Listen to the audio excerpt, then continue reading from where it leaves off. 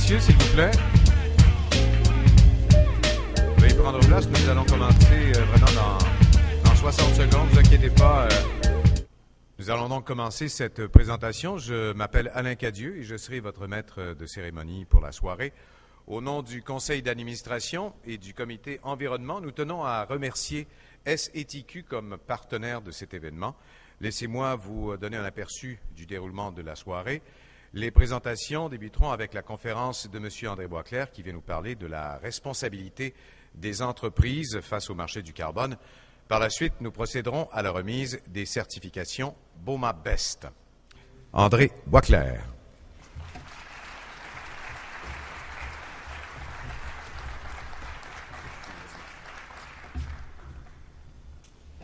Bien, bonsoir, mesdames et messieurs, monsieur le président, madame la directrice générale, toute l'équipe de BOMA qui a eu cette bonne idée de m'inviter ici ce soir.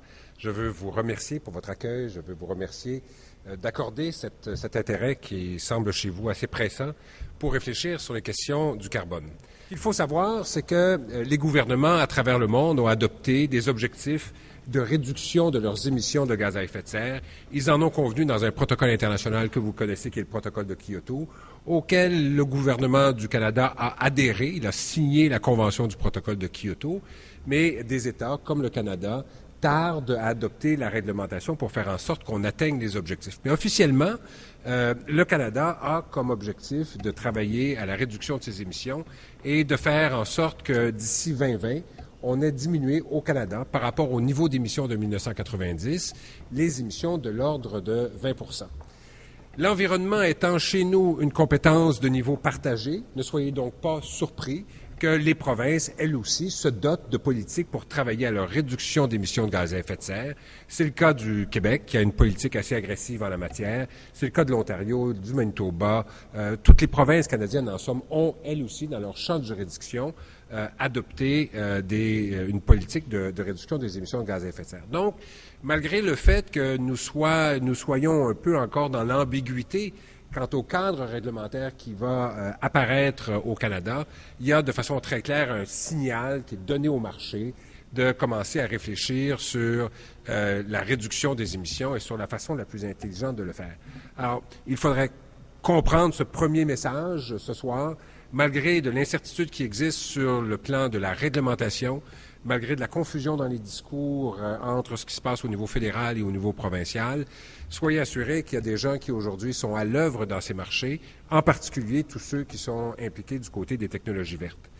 Donc je viens encore là, à l'entour de ça, vous venez de comprendre, là, juste la vérification des titres de propriété des crédits est un enjeu complexe sur lequel des avocats se penchent. Par exemple, si vous installez un nouvel équipement, une nouvelle chaudière pour chauffer l'eau, bien, il faudrait s'assurer qu'il n'est pas écrit dans le contrat d'achat de la personne avec laquelle vous avez signé pour acheter cette chaudière, qu'il serait prévu en quelque part, en petites lettres, que les crédits qui seraient reliés à l'utilisation de cette nouvelle chaudière super performante demeurent la propriété du producteur de la technologie plutôt de l'acquéreur. Donc, il y a une chaîne de propriété à vérifier pour s'assurer qu'en toutes circonstances, que les crédits que vous achetez sont vraiment les bons.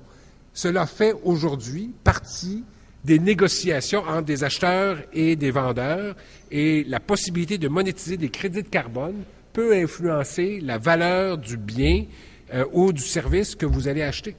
Vous allez pouvoir me dire, tout ça, André, c'est très compliqué, puis effectivement, je m'excuse, c'est aride, puis je voulais juste vous donner une idée, un portrait rapide, puis j'ai tourné certains coins ronds. Mais comprenez que ceux qui occupent vos espaces, ils sont soumis à la pression de leurs propres clients. Des clients avec lesquels je travaille, qui sont présents dans les marchés canadiens, dans le service conseil, bien, qui répondent à des appels d'offres publics. L'an dernier, en Ontario, 80% des appels d'offres auxquels certains de mes clients ont participé contenaient des dispositions où on demandait à l'entreprise d'expliquer comment elle identifiait son risque environnemental, comment elle le divulguait, comment elle le mitiguait et comment elle le divulguait.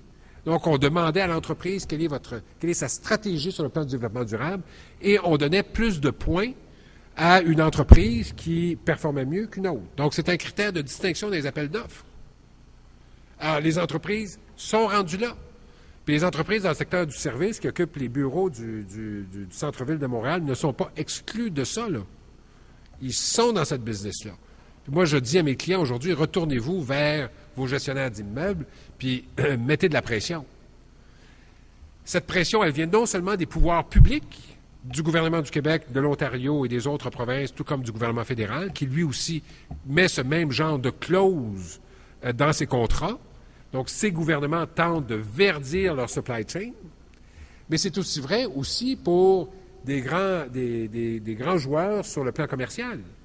Vous voulez fournir à Walmart aujourd'hui, mais entre aujourd'hui et il y a 2 ans, il faut que vous ayez diminué vos emballages de 20 %, sinon vous ne rentrez pas chez Walmart, point final, bâton, puis essayez pas de négocier avec eux autres.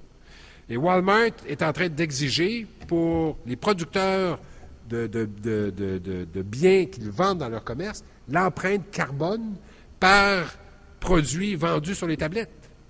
Soyez informés, mesurés, soyez cependant prudents et continuez comme vous le faites depuis des années à bien servir vos clients.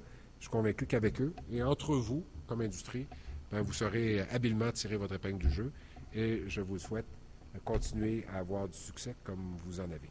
Merci de m'avoir écouté.